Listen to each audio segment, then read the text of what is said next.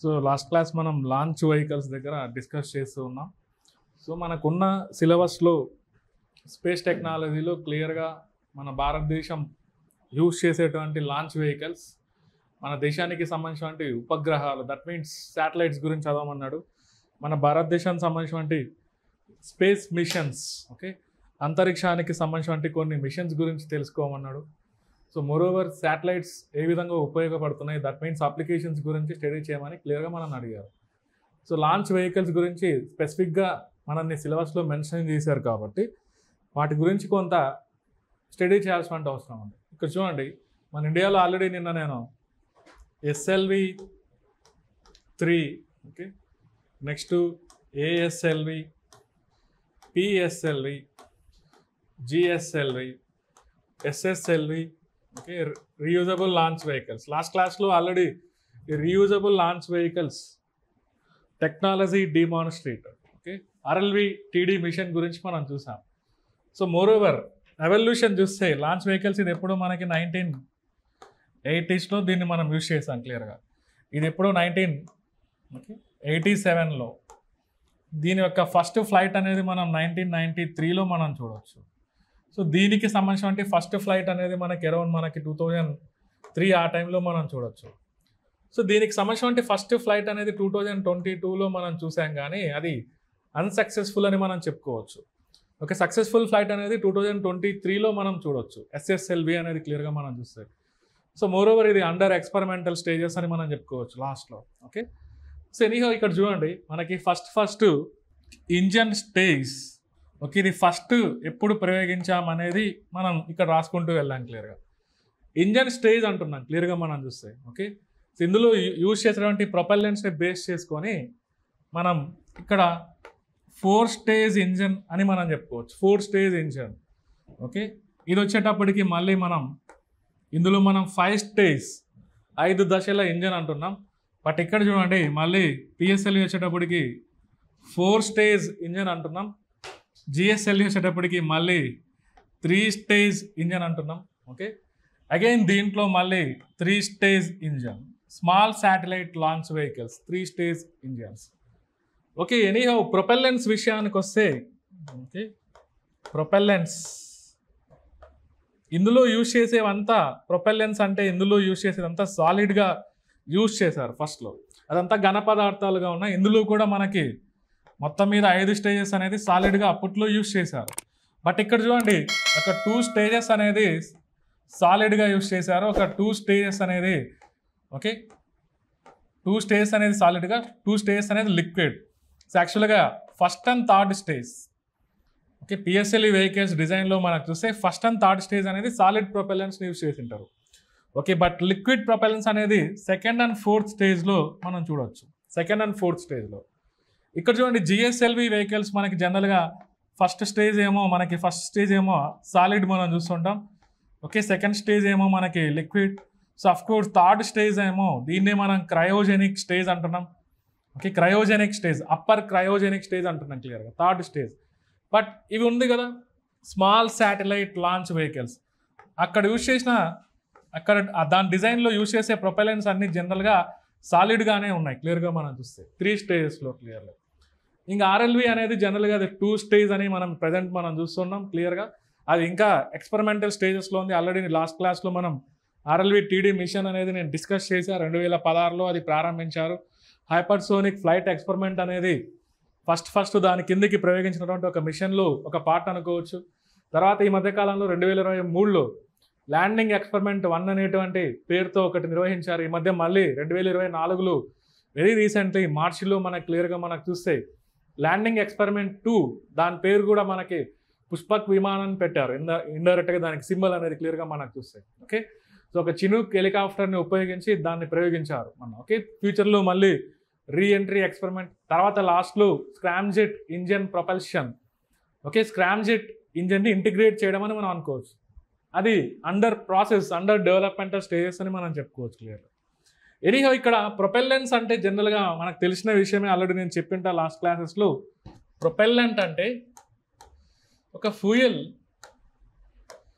Oxidiser మిక్చర్నే ప్రొపెల్లెంట్స్ అని మనం చెప్పుకోవచ్చు. ప్రొపెల్లెంట్స్ సో జనరల్గా ఇక్కడ ఆక్సిడైజర్స్ని మనకి ఓకే లేదా ఆక్సిజన్ ఇలాంటివి మనం వాడుతూ ఉంటాం. మెయిన్గా ఆక్సిజన్ అనేది ఆక్సిడైజర్ అనుకోండి, లేదా ఓకే ఇది చూడండి నైట్రోజన్ ఓకే N2O5 అంటున్నాం క్లియర్గా మనకు చూస్తే N2O5 క్లియర్. ఓకే సో ఇవి ఆక్సిడైజర్స్ కిందకి మనం కన్సిడర్ చేయొచ్చు. ఇంకా ఫ్యూయల్స్ కిందకి కన్సిడర్ చేస్తే ఒక్కొక్క స్టేజ్లో ఒక్కొక్క లిక్విడ్లో ఒక విధంగా ఉంటాయి, సాలిడ్లో ఒక విధంగా ఉంటాయి క్లియర్గా. క్రయోజెనిక్ ఇంజన్లో ఒకలాగా ఉంటాయి. క్రయోజెనిక్ ఇక్కడ చూడండి ఈ ప్రొపల్లెంట్స్ని ఓవరాల్గా మనం అనుకున్నట్లయితే లిక్విడ్ స్టేజ్లో ఉన్నటువంటి ప్రొపల్లెంట్స్, సాలిడ్ స్టేజ్లో ఉన్నటువంటి propellants, fuel plus oxidiser mixture, hybrid stage అంటున్నాం. హైబ్రిడ్ ఫార్మాట్ అంటే అవి ఫ్యూయల్ ఏమో సాలిడ్గా ఓకే ఆక్సిడైజర్ ఏమో లిక్విడ్గా మనం చూస్తుంటాం. అలాంటి వాటిని హైబ్రిడ్ అని మనం చెప్పుకోవచ్చు ఇండైరెక్ట్గా. బట్ ఇక్కడ చూడండి లిక్విడ్ ఫార్మాట్లో మనకు చూస్తే ఇందులో మనకి హైలీ ప్యూరిఫైడ్ ఓకే పెట్రోలియం ప్రోడక్ట్స్లో మనకి హైలీ ప్యూరిఫైడ్ కిరోసిన్ అనేది ఒకటి యూజ్ చేస్తూ ఉంటాం. ఓకే క్లియర్గా మనకు చూస్తే క్రూడ్ ఆయిల్ నుంచి వచ్చేటువంటి దాంట్లో హైలీ ప్యూరిఫైడ్ కిరోసిన్ అనేది ఒకటి యూజ్ చేయొచ్చు. సో లిక్విడ్ స్టేజ్లోనే మనకు చూస్తే ఇంకా మనకి క్రయోజెన్స్ అంటున్నాం. క్రయోజెన్స్ క్లియర్లీ. సో క్రయోజెన్స్ మనకి ప్రజెంట్ మనం ఉపయోగించేది ఏంటంటే ఈ liquid hydrogen, liquid oxygen. Okay ఇదేమో -193 డిగ్రీ సెంటిగ్రేడ్ మెయింటైన్ చేస్తుంది, ఇదేమో -252 డిగ్రీ సెల్సియస్ క్లియర్గా. ఇలా లో టెంపరేచర్స్ని మెయింటైన్ చేస్తున్నాయి కాబట్టి వాటిని క్రయోజెన్స్ అని అంటున్నాం. సో ఇది చూడండి మనకి క్రయోజెనిక్ ఇంజన్లు యూజ్ చేసేటువంటి ప్రొపల్లెంట్ మిక్చర్ ఏదంటే లిక్విడ్ హైడ్రోజన్, లిక్విడ్ ఆక్సిజన్ అనొచ్చు. నెక్స్ట్ ఇక్కడ మనకి మెయిన్ ఇక్కడ చూడండి ఇంకొకటి ఉంది ఈ వర్డ్ హైపర్గోలిక్ ప్రొపల్లెంట్స్. హైపర్గోలిక్ ప్రొపల్లెంట్స్ జనరల్గా ఇలాంటి ఫ్యూయల్ ఆక్సిడైజర్ రెండు మిక్స్ అయ్యి బర్న్ అవ్వాలంటే అక్కడ ఇగ్నైషన్ పాయింట్ అనేది ఒకటి మెయింటైన్ అవుతూ ఉండాలి. ఓకే ఫర్ ఎగ్జాంపుల్ మనం బైక్ స్టార్ట్ అవ్వాలంటే పక్కన ఉన్నటువంటి ఇగ్నైషన్ అనేది మనం ప్రెస్ చేయాలి క్లియర్. సో అది ప్రెస్ చేస్తేనే మన బైక్ అనేది స్టార్ట్ అవుతుంది, ఇండైరెక్ట్గా మనకు చూస్తాయి. సో అలాంటి ఇగ్నైషన్ పాయింట్ అనేది అవసరం లేకుండా హైపర్గోలిక్ ప్రొపల్లెంట్స్ అనేది ఆ ఫ్యూయల్ ఆక్సిడైజర్ రెండు కనుక మిక్స్ అయినాయి అనుకోండి ఆటోమేటికల్గా బర్న్ అవ్వడం మనం చూడొచ్చు. సో అలాంటి మెటీరియల్స్ని మనం హైపర్గోలిక్ మెటీరియల్స్ అని మనం చెప్పవచ్చు. అంటే మనం బర్న్ చేయాల్సిన అవసరం లేదు, ఇగ్నైషన్ పాయింట్ని ట్రిగ్గర్ చేయాల్సిన అవసరం లేదు, ఆటోమేటికల్గా ఫ్యూయల్ ఆక్సిడైజర్ రెండు దగ్గరకు వచ్చినప్పుడు అవి ఆటోమేటికల్గా బర్న్ అవుతూ ఉంటాయి. అంటే అవి కొంతవరకు హై ఎఫిషియన్సీ అని మనం చెప్పుకోవచ్చు. సో వాటి కిందికి మనం చూస్తే ఈ హైపర్గోలిక్ ప్రొపల్లెంట్స్ కిందికి చూడండి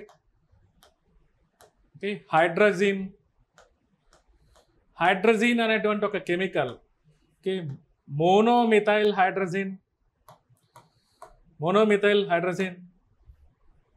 నెక్స్ట్ అన్సిమెట్రికల్ డైమిథైల్ హైడ్రజీన్.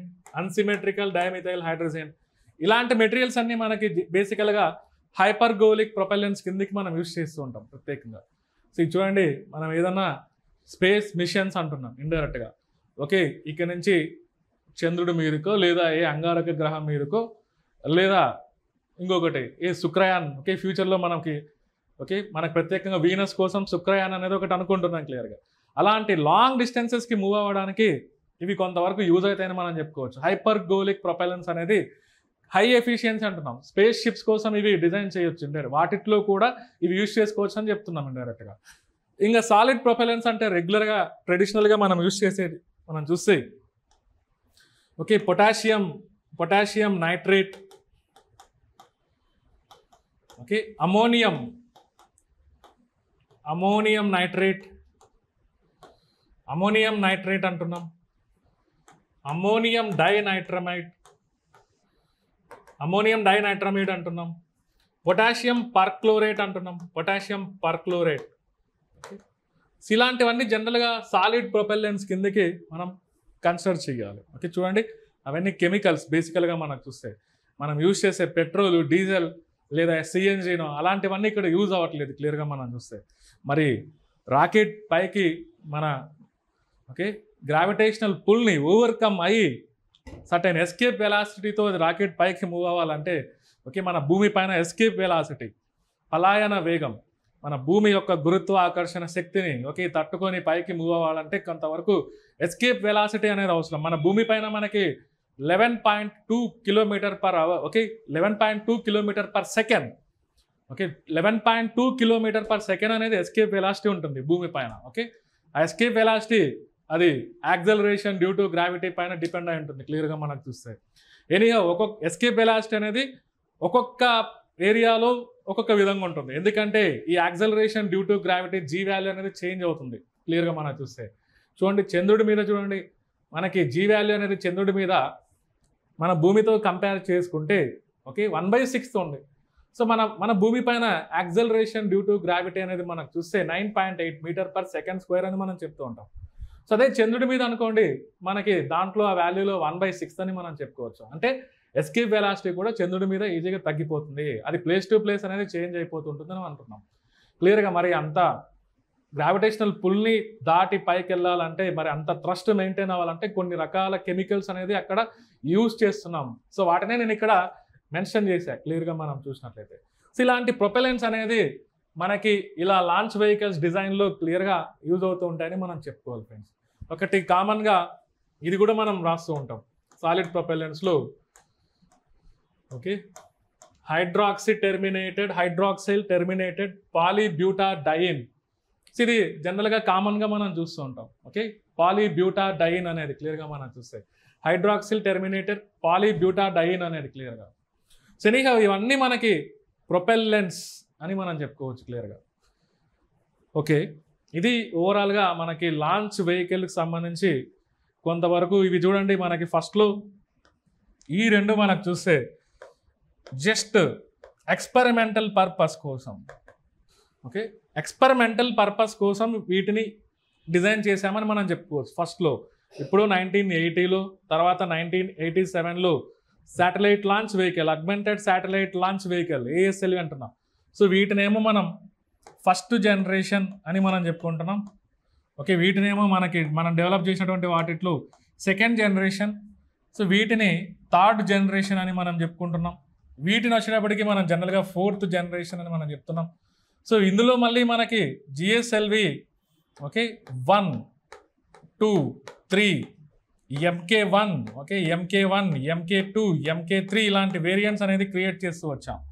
సో జనరల్గా ఇక్కడ ఉన్నటువంటి MK3 ఉంది కదా అడ్వాన్స్డ్ వర్షన్, దీన్నే ఈ మధ్యకాలంలో మనం LVM3 అనేటువంటి నేమ్తో మనం చెప్తున్నాం క్లియర్గా. సో యాక్చువల్గా ఈ GSLV వెహికల్ యొక్క కెపాసిటీ మనకి 2014 ఓకే అక్కడ మనకి 2014 D5 అనేది ఒకటి లాంచ్ చేసిన తర్వాత GSLVకి సంబంధించిన D5 అనేది ఒకటి లాంచ్ చేసిన తర్వాత అప్పటి నుంచి మన దగ్గర ఇండిజినస్ క్రయోజెనిక్ ఇంజిన్ అనేది మన దగ్గర ఉంది అని మనం చెప్పుకోవచ్చు. చూడండి దీని డిజైన్లో ప్రధానంగా GSLV డిజైన్లో మనకు లాస్ట్ స్టేజ్ని ఇండిజినస్ క్రయోజెనిక్ ఇంజిన్ అంటున్నాం క్లియర్గా మనం చూస్తే. ఓకే అది ఈ మధ్య కాలంలో ఎప్పటి నుంచి అంటున్నాం మనం 2014 2014 అనేది బేస్ క్లియర్గా మనం చూస్తే. అప్పటి వరకు అది ఇండిజినస్ కాదు అని మనం అనుకోవాలి క్లియర్గా. 2014లో ఆ క్రయోజెనిక్ ఇంజన్ని మనం టెస్ట్ చేసిన తర్వాత ఇండిజినస్ క్రయోజెనిక్ ఇంజన్ని టెస్ట్ చేసిన తర్వాత మన భారతదేశం 6th ప్లేస్లో నిలిచింది. తర్వాత కాలంలో మీరు చూడొచ్చు GSLV MK3కి సంబంధించి MK3D1 MK3D2 okay GSLV MK3 D1 ఉపయోగించి GSAT-19 అనేది ప్రవేశపెట్టాం. సో GSLV MK3D2ను ఉపయోగించి GSAT-29 క్లియర్గా. సో అదే MK3 వర్షన్లో M1 ఉపయోగించి చంద్రయాన్-2 అనేది మనం లాంచ్ చేసాం. ఓకే సో అదేవిధంగా చంద్రయాన్-3 విషయంలో మనకు చూస్తే అక్కడ కూడా మనకి ఇదే ఉపయోగపడింది. కాకపోతే దాని పేరు మనం LVM3 అని మనం పేరు పెట్టుకున్నాం. కాకపోతే అక్కడ M4 అని మనం చెప్తున్నాం. LVM3లోనే మనకి ప్రత్యేకంగా LVM3లోనే మనకి ప్రత్యేకంగా మనకి M4 అనేటువంటి నేమ్తో మనం చంద్రయాన్-3లో మనం ఇంక్లూడ్ చేసుకుంటున్నాం క్లియర్గా మనం చూస్తే. ఇలా మనకి దీని కెపాసిటీ వైజ్ మనకు చూస్తే వీటి యొక్క పేలోడ్ కెపాసిటీస్ గురించి ఇవి వదిలేయండి, ఇవంతా ఎక్స్పెరిమెంటల్ పర్పస్ అంటున్నాం క్లియర్గా మనం చూస్తే. బట్ ఇవి మనకు చాలా ఇంపార్టెంట్ ఇక్కడ నుంచి క్లియర్గా మనకు చూస్తే. ఓకే వీటి పేలోడ్ కెపాసిటీ మనకు చూస్తే PSLV గురించి క్లియర్గా మనకి 1750 కిలోగ్రామ్స్ అంటున్నాం. ఓకే వాటిని పోలార్ శాటిలైట్ లాంచ్ వెహికల్స్ అంటున్నాం క్లియర్గా మనం చూస్తే. ఓకే దట్ మీన్స్ మనం ఆల్రెడీ ఆర్బిట్స్ గురించి మనం ఆల్రెడీ ప్రీవియస్ క్లాస్లో మనం డిస్కస్ చేసే ఉంటాం. సో పోలార్ ఆర్బిట్స్ అన్సింక్రోనస్ పోలార్ ఆర్బిట్స్లో బేసికల్గా శాటిలైట్స్ని ప్లేస్ చేయాలంటే PSLV వెహికల్స్ అనేది యూజ్ చేస్తూ ఉంటారు క్లియర్గా. So more over earth observation satellites, ఆ రిమోట్ సెన్సింగ్ శాటిలైట్స్ని ప్లేస్ చేయడానికి మనకి మెయిన్ పిఎస్ఎల్వి వెహికల్స్ అని మనం చెప్పుకోవచ్చు. సో పిఎస్ఎల్వి వెహికల్స్నే మనం ఇండైరెక్ట్గా వర్క్ హార్స్ ఆఫ్ ఇస్రో అని మనం చెప్తున్నాం. ఓకే, మెజారిటీ లాంచెస్ అన్నీ మనకి క్లియర్గా మనం చూస్తే పిఎస్ఎల్వి నుంచే మనం చూడవచ్చు. సో ఎనీహో దాని యొక్క పేలోడ్ కెపాసిటీ కనుక ఆలోచిస్తే మనం నియర్లీ మనకి 1750 kgs మనం చెప్పుకోవచ్చు. బట్ ఇక్కడ ఉంది కదా జిఎస్ఎల్వి, యాక్చువల్గా ఇనీషియల్గా మనకు చూస్తే 2250 kgs ఉండేది ఇనీషియల్గా మనకు చూస్తే. ఓకే, బట్ ఈ మధ్య కాలంలో మనకు యాక్చువల్గా ఇదేంటిది, ఇది G2O. ఓకే, క్లియర్గా మనకి ఓకే జియో సింక్రోనస్ ట్రాన్స్ఫర్ ఆర్బిట్కి సంబంధించి పేలోడ్ మనకు చూస్తే ఇంత అంటున్నాం. బట్ లో ఎర్త్ ఆర్బిట్స్కి సంబంధించి మనం చూస్తే లో ఎర్త్ ఆర్బిట్కి సంబంధిస్తే ఇది ఒక 6000 kgsని ఇంతకుముందు తీసుకెళ్తూ ఉండేది. క్లియర్గా మనం ఫస్ట్ అంటే బిఫోర్ జిఎస్ఎల్వి MK3 ముందర దాని కెపాసిటీలు ఉండేది. ఎప్పుడైతే MK3s మనకంటే దట్ మీన్స్ ఇవి స్టార్ట్ అయినాయి అనుకోండి. ఓకే, ఇక్కడ నేను ఈ MK3 అనే పదమే యూజ్ చేస్తున్నా, దాన్నే LVM3 అంటున్నాం డైరెక్ట్గా. సో ఎప్పుడైతే ఇవి ప్రారంభించడం స్టార్ట్ అయినాయో అంటే దట్ మీన్స్ ఇక్కడ మన indigenous cryogenic engine, okay indigenous cryogenic ఇంజన్ని దీంట్లో ఇంటిగ్రేట్ చేసినప్పటి నుంచి మనం ఇండైరెక్ట్గా వాటిని MK3 అని మనం చెప్తున్నాం. అప్పుడు దాని యొక్క పేలోడ్ కెపాసిటీ అనేది ఇంత పెరిగింది, 4000 kgs. ప్రజెంట్ దీనికి ఉన్న కెపాసిటీ ఏంటంటే 4000 kgs నుంచి 8000 kgs. చూడండి, బాహుబలి లాంచ్ వెహికల్స్ అని మనం చెప్పుకోవచ్చు. అంత బరువున తీసుకెళ్ళగలుగుతుంది క్లియర్గా మనకు చూస్తే. పేలోడ్ అంటున్నాం 4000 kgs నుంచి 8000 kgs. ఈ 4000 kgs అనేది మనకి ఈ జియో సింక్రోనస్ ట్రాన్స్ఫర్ ఆర్బిట్కి సంబంధించిందని మనం చెప్పుకోవచ్చు. బట్ 8000 kgs అనేది మనకు చూస్తే ఇన్ కేస్ లో ఎర్త్ ఆర్బిట్స్లో కనుక మనం ప్లేస్ చేయాలంటే కొంతవరకు ఎక్కువ బరువు అనేది మోయగలుగుతుంది, 8000 kgs వరకు అది మోయగలుగుతుంది. దట్ మీన్స్ దాని రేంజ్ అనేది ఎంత ఉందంటే ప్రజెంట్ మనం యూజ్ చేసేటువంటి ఈ LVM3 లేదా జిఎస్ఎల్వి MK3 వర్షన్స్కి 4000 kgs నుంచి 8000 kgs ఉందనేది మీరు గమనించాలి. సో ఇది కూడా ఒక ఇంపార్టెంట్ స్పెసిఫిక్ పాయింట్ అని మనం చెప్పుకోవచ్చు. ఇక్కడ చూడండి మనకి నెక్స్ట్ ఇక్కడ ఉంది కదా SSLV అంటున్నాం, small satellite launch vehicles.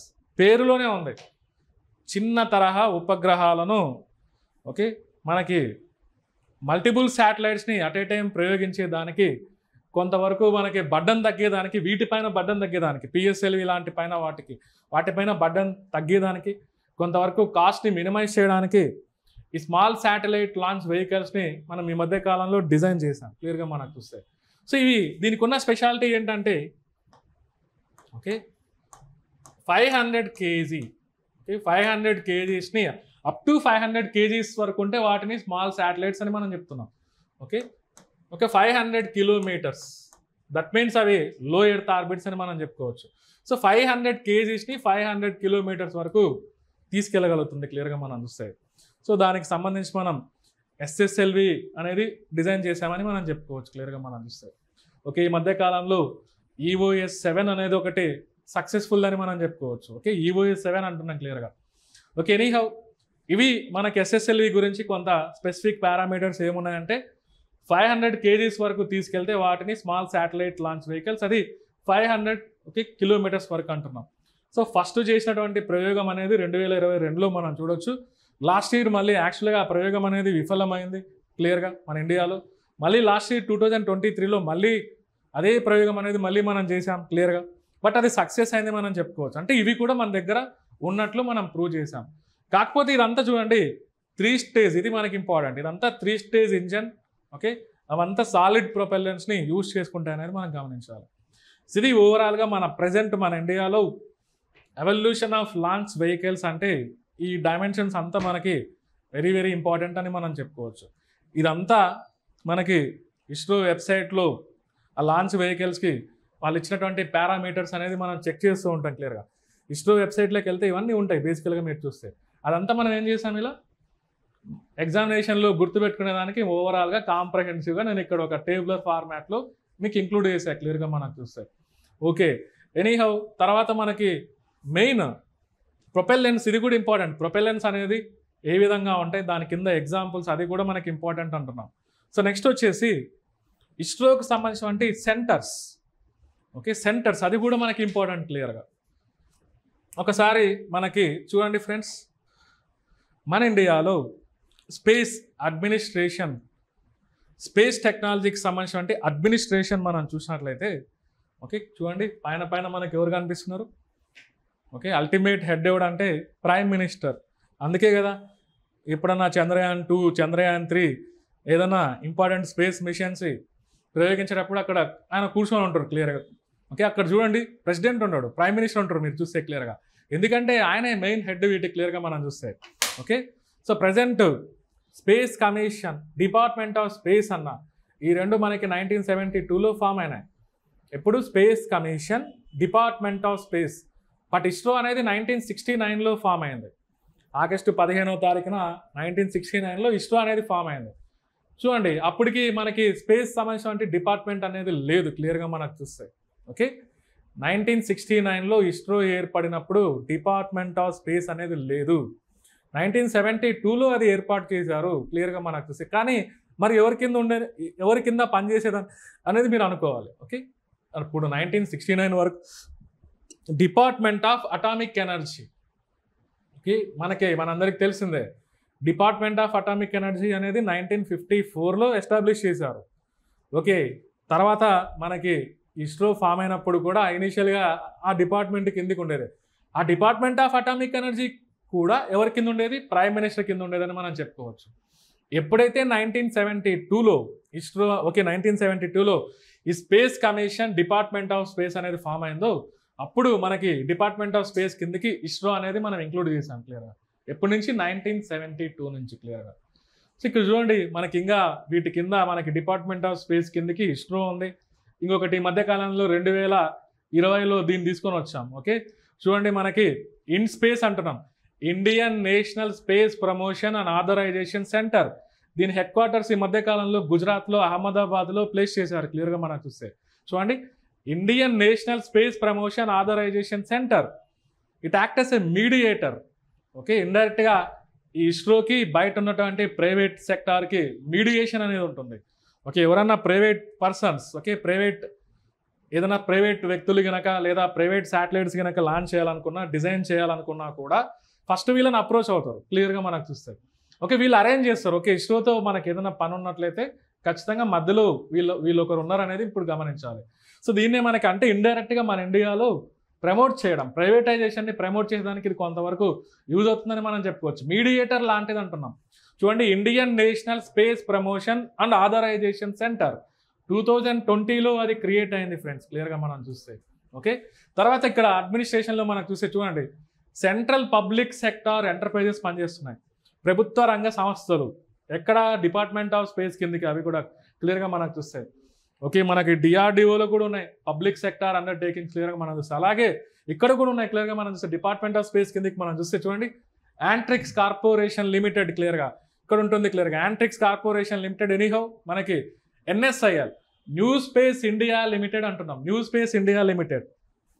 So ఇదేమో మనకి క్లియర్గా ఇది 1992 ఆ టైంలో ఇది. ఓకే ఇది 2020 అంటున్నాం, అప్పటి నుంచి ఇంక్లూడ్ అయింది ఇందులో మనకి. ఇది 1992. ఇదేమో మనకి న్యూ స్పేస్ ఇండియా లిమిటెడ్ 2019 బడ్జెట్లో తీసుకొని వచ్చారు, 2019 బడ్జెట్లో క్లియర్గా. Okay Antrix corporation limited okay 1992, new space India limited 2019 budget అంటున్నాం. So what are the specialities, దీనికి ఉన్నటువంటి స్పెషాలిటీస్ ఏంటి? ఓకే ఈ యాంట్రిక్స్ కార్పొరేషన్ ఓకే ఇవంతా బేసికల్గా మనకి ఓకే జనరల్గా కమర్షియల్ వింగ్స్ ఆఫ్ ఇస్రో అని మనం చెప్తూ ఉంటాం, కమర్షియల్ ఆర్మ్స్ ఆఫ్ ఇస్రో క్లియర్గా మనం చూస్తాయి. సో ఇస్రోకి సంబంధించిన వాణిజ్య కార్యక్రమాలను నిర్వహించడానికి ఇంతకు ముందు కాలంలో ఏది పనిచేసేదంటే యాంట్రిక్స్ కార్పొరేషన్ లిమిటెడ్ అంటున్నాం, యాంట్రిక్స్ కార్పొరేషన్ లిమిటెడ్ క్లియర్గా మనం చూస్తే. తర్వాత దీనికి ఇంకొకటి అడిషనల్గా యాడ్ అయింది క్లియర్గా మనం చూస్తే న్యూ స్పేస్ ఇండియా లిమిటెడ్. లాస్ట్లో ఇండియా ఓకే లిమిటెడ్ అని వస్తున్నాయి అంటే అవి క్లియర్గా ప్రభుత్వ రంగ సంస్థలని మనం చెప్పుకోవచ్చు. సెంట్రల్ పబ్లిక్ సెక్టార్ ఎంటర్ప్రైజెస్ ఇక్కడ మనం చూస్తే సెంట్రల్ పబ్లిక్ సెక్టార్ ఎంటర్ప్రైజెస్ ప్రభుత్వ రంగ సంస్థలు, కేంద్ర ప్రభుత్వ రంగ సంస్థలు అంటున్నాం ఇండైరెక్ట్గా. ఎనీహౌ దీనికి ఉన్న స్పెషాలిటీ ఏంటంటే యాంట్రిక్స్ కార్పొరేషన్ లిమిటెడ్ ఇది ఇంటర్నేషనల్ థింగ్స్. ఓకే మన స్పేస్ టెక్నాలజీకి సంబంధించిన అంతర్జాతీయ అంశాలను సో ఏదైనా దేశాలతో సర్టైన్ అగ్రిమెంట్స్ జరుపుకోవాలన్నా, ఇండైరెక్ట్గా ఏదన్నా కొనుగోలు చేయాలన్నా వాళ్ళ నుంచి మనం వాళ్ళకి సప్లై చేయాలన్నా ఇండైరెక్ట్గా ఇది పనిచేస్తుంది అంటున్నాం. బట్ ఇక్కడ చూడండి, ఇది ఉంది కదా, న్యూ స్పేస్ ఇండియా లిమిటెడ్, ఇది మెయిన్ మనకి ఓకే డొమెస్టిక్ ఇండస్ట్రీ, స్పేస్ టెక్నాలజీకి సంబంధించి డొమెస్టిక్ ఇండస్ట్రీ. ఓకే, దేశీయంగా ఈ మధ్యకాలంలో అదే మనం అంటున్నాం. ఓకే, క్లియర్గా చూడండి, Atmanirbhar Bharat, make in India initiatives 2014 తర్వాత ఇవన్నీ మనం చూస్తున్నాం. మోర్ ఓవర్ ఇండిజినస్ టెక్నాలజీస్ అనేది ప్రతి ఏరియాలో మనం ఇంప్రూవైజ్ చేస్తున్నాం, ప్రతి సెక్టార్లో. ఇది ట్రూ, ఇది నిజమని మనం చెప్పుకోవాలి. ప్రతి ఏరియాలో మనం ఇండిజినస్ టెక్నాలజీస్ అనేది, స్వదేశీ సాంకేతిక పరిజ్ఞానం అనేది మన భారతదేశంలో ఇంప్రూవైజ్ అవుతుంది. క్లియర్గా మనం చూస్తే సంవాట్ స్పేస్ టెక్నాలజీకి సంబంధించి డొమెస్టిక్ ఇండస్ట్రీస్ని ప్రమోట్ చేయాలంటే కొంతవరకు గవర్నమెంట్ సపోర్ట్ కూడా ఉండాలి. సో అలా సపోర్ట్ చేసేదానికే మనకి ఇండైరెక్ట్గా new space India limited. Okay, new space India limited అనేది ఎప్పుడో 2019లో క్రియేట్ చేశారని మనం చెప్పుకోవచ్చు. డొమెస్టిక్ ఇండస్ట్రీ అంటున్నాం. సో వాళ్ళు డెఫినెట్గా ఇలాంటి SSLV small satellite launch vehicles డిజైన్లో, అదేవిధంగా ఈవెన్ PSLV వెహికల్స్ డిజైన్ చేయడానికి వీళ్ళు యూజ్ అవుతుంటారని మనం చెప్పుకోవచ్చు ఇండైరెక్ట్గా మనకు చూస్తే. Okay, small satellite launch vehicles, PSLV vehicles లాంటి డిజైన్లో కూడా, దట్ మీన్స్ తయారీలో కూడా ఇది కొంత హెల్ప్ చేస్తుందని మనం చెప్పుకోవచ్చు క్లియర్గా మనకు చూస్తే. ఓకే, ఇలా కొంతవరకు ఇస్రోక్స్ ఓకే ఇలా డిపార్ట్మెంట్ ఆఫ్ స్పేస్ కిందకి చూడండి ఇన్ స్పేస్ చూసాం, అదేవిధంగా సెంట్రల్ పబ్లిక్ సెక్టార్ ఎంటర్ప్రైజెస్ మనం చూసాం క్లియర్గా. బట్ ఇక్కడ చూడండి అటోనామస్ బాడీ, ఓకే ఓకే స్వయం ప్రతిపత్తి కలిగినటువంటి సంస్థలు ఇండైరెక్ట్గా మనకు చూస్తాయి. ఓకే, క్లియర్గా ఇక్కడ మనకి ఇస్రో వెబ్సైట్ నుంచి మనం చూస్తే వాళ్ళు కొన్ని మెన్షన్ చేశారు. ఇవి వాళ్ళు మెన్షన్ చేసినట్టు గుర్తుపెట్టుకోండి క్లియర్గా మనకు చూస్తే. ఓకే, ఫిజికల్ రీసెర్చ్ ల్యాబొరేటరీ ఇది కూడా మనకి గుజరాత్లో మనకు ఉంది క్లియర్గా మనం చూస్తే. ఓకే ఓకే చూడండి, ఓకే మనకి క్లియర్గా నేషనల్ అట్మాస్ఫిరిక్ రీసెర్చ్ ల్యాబొరేటరీ ఇది మన ఏపీలో తిరుపతిలో ఉంది క్లియర్గా మనం చూస్తే. ఓకే, మన తెలుగు రాష్ట్రాల్లోనే క్లియర్గా మనకి తిరుపతిలో నేషనల్ అట్మాస్ఫిరిక్ రీసెర్చ్ ల్యాబొరేటరీ అనేది గాడంకి రీజియన్లో క్లియర్గా మీరు చూడవచ్చు. ఓకే చూడండి, north eastern space application centre అంటున్నాం క్లియర్గా. So Indian institute of space technology క్లియర్గా ఇది ఎక్కడ ఉంటుందంటే తిరువనంతపురంలో ఉంటుంది, Indian institute of space technology క్లియర్గా. సో ఇలాంటి వాటిని మనం ఏమనొచ్చు అంటే అటోనామస్ బాడీస్. ఓకే, మనకి ఇస్రో వెబ్సైట్లో మెన్షన్ చేసినట్టు ఏమున్నాయంటే అటోనామస్ బాడీస్ కిందకి వాళ్ళు ఇవి మెన్షన్ చేశారు క్లియర్గా. ఓకే, రిమైనింగ్ ఇస్రో కింద పనిచేసేటువంటి కొన్ని రీసెర్చ్ సెంటర్స్ అనుకోండి క్లియర్గా, రీసెర్చ్ సెంటర్స్ అంటున్నాం, ఇవన్నీ ఇక్కడ మెన్షన్ చేశారు క్లియర్గా. దీన్ని ఒకసారి మనం మన ఇండియా మ్యాప్ని బేస్ చేసుకొని ఓకే కొన్ని ఇంపార్టెంట్ సెంటర్స్ అనేది వాటి రోల్ ఏంటి, వాటి లొకేషన్ ఏంటి ఒకసారి మనం చూస్తాం క్లియర్గా. ఇలా చూడండి ఇస్రో సెంటర్స్. సో ఫస్ట్ ఇక్కడ చూడండి తెలంగాణ రీజియన్లో మనకి ఓకే ఇంపార్టెంట్ సెంటర్ ఒకటి ఉంది, నేషనల్ రిమోట్ సెన్సింగ్ సెంటర్ హైదరాబాద్లో క్లియర్గా మనకు చూస్తే. Okay, national remote sensing centre, that means పేరులోనే ఉంది remote sensing centre. Remote sensing satellites or earth observation satellites సంబంధించి ఒక కంట్రోల్ స్టేషన్ అనేది ఇక్కడ ఉంది అని మనం చెప్పుకోవచ్చు ఇండైరెక్ట్గా. ఓకే, ఏపీలో చూడండి ఇందాకే మనం అనుకున్నాం. Okay, national atmospheric research laboratory క్లియర్గా. Okay, national atmospheric research laboratory తిరుపతిలో ఉంది, గాడంకి రీజియన్లో మనం అనుకున్నాం. ఇక్కడ మనకి తెలిసిందే మెయిన్ స్పేస్ సెంటర్ మనకు చూస్తే చూడండి శ్రీహరికోట సతీష్ ధావన్ స్పేస్ సెంటర్ అనేది మెయిన్ ఇక్కడ ఉందని మనం చెప్పుకోవచ్చు క్లియర్గా మనకు చూస్తే. అలా మనకి కింద మనకి వెళ్తే ఓకే ఇక్కడ చూడండి తమిళనాడులో మనకి ఇస్రో ప్రొపల్షన్ కాంప్లెక్స్ మహేంద్రగిరి రీజియన్లో చూడండి ఇస్రో ప్రొపల్షన్ కాంప్లెక్స్ అంటున్నాం. ఓకే, మహేంద్రగిరి రీజియన్లో క్లియర్గా మనకు చూస్తే.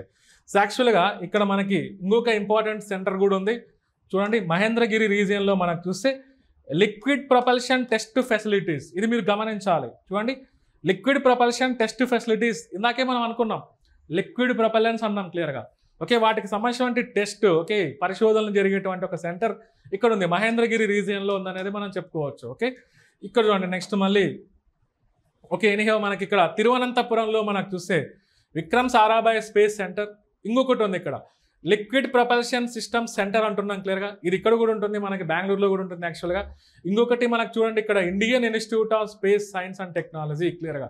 ఇందాక మనం చూసాం కదా Indian institute of space science and technology క్లియర్గా. ఓకే, సో ఇవి మెయిన్ తిరువనంతపురంలో మనం చెప్పుకోవచ్చు. ఇక్కడ చూడండి కేరళలోనే అమోనియం పర్క్లోరేట్ ఎక్స్పెరిమెంటల్ ప్లాంట్ ఇందాక నేను చెప్పా.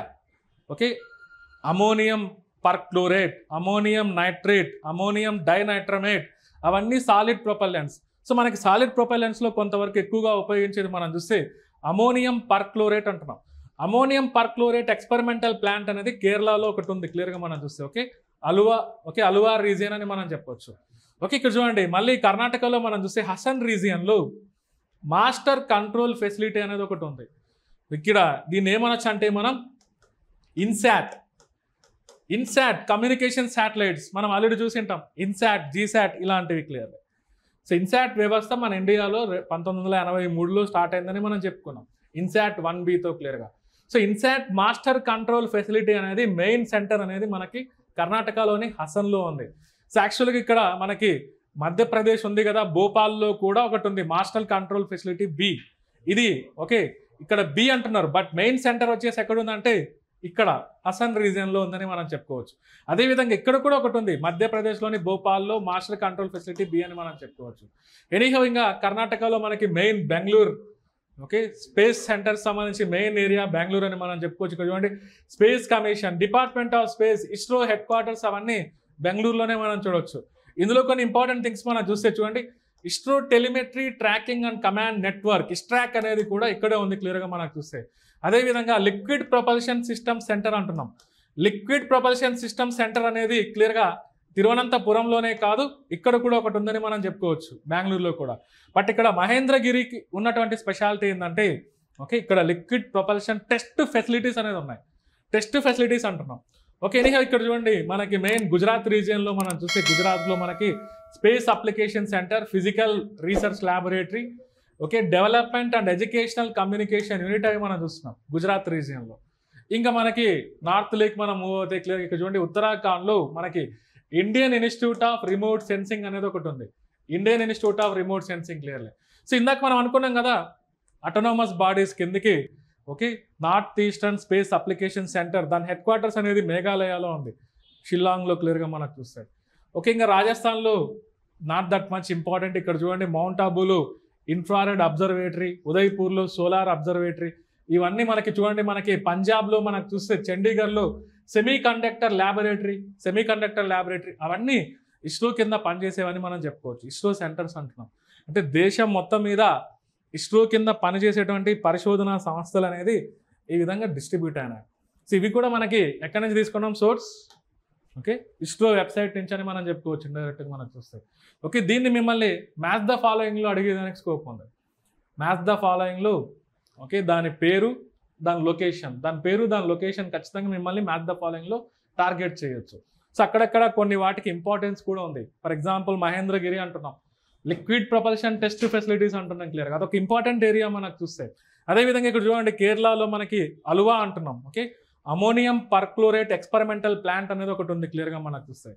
సో ఈ విధంగా మనకి స్పేస్ టెక్నాలజీకి సంబంధించి మన ఇండియాలో దాని యొక్క అడ్మినిస్ట్రేషన్ అనేది ఈ విధంగా ఉందనేది ప్రతి ఒక్కరికి గుర్తుపెట్టుకోవాల్సిన ఇంపార్టెంట్ ఏరియా మనం చెప్పుకోవచ్చు. సో ఈ క్లాస్లో మనం చూసిన అంశాలు ఏంటి, లాంచ్ వెహికల్స్ అనేది సింపుల్గా ఎలా డిజైన్ చేసి ఉంటారు, దాని స్టేజెస్ అనేది ఏ విధంగా ఉంటాయి, దాని స్పెసిఫికేషన్స్ మనం చూసాం. ఓకే, అదేవిధంగా మనకి okay main space technology administration. So administration point of view very very important. మనకి దీని నుంచి కూడా మనల్ని ఎగ్జామినేషన్లో రేపు క్వశ్చన్ అడిగేదానికి స్కోప్ ఉంది. కొత్తగా చూడండి 2019 నుంచి మార్పు జరిగింది. 2019లో new space India limited domestic ఇండస్ట్రీస్ని ప్రమోట్ చేసేదానికి కొంతవరకు న్యూ స్పేస్ ఇండియా లిమిటెడ్ పనిచేస్తుంది. మోరోవర్ ఇలాంటి small satellite launch vehicles, PSLV ఇలాంటి వాటిని డిజైన్ చేయడానికి కూడా అది హెల్ప్ చేస్తుందని మనం చెప్పుకోవచ్చు. సో నెక్స్ట్ మనకు చూడండి ఇన్స్పేస్ అంటున్నాం, దాని హెడ్ క్వార్టర్స్ మనకి గుజరాత్లో అహ్మదాబాద్లో ఈ మధ్య కాలంలో ప్లేస్ చేశామని మనం చెప్పుకోవచ్చు. ఓకే, మెయిన్ మీడియేటర్ అంటున్నాం. ఓకే, ప్రైవేట్ సెక్టార్కి ఇస్రోకి మధ్యలో అది ఒక మీడియేటర్ లాంటిది.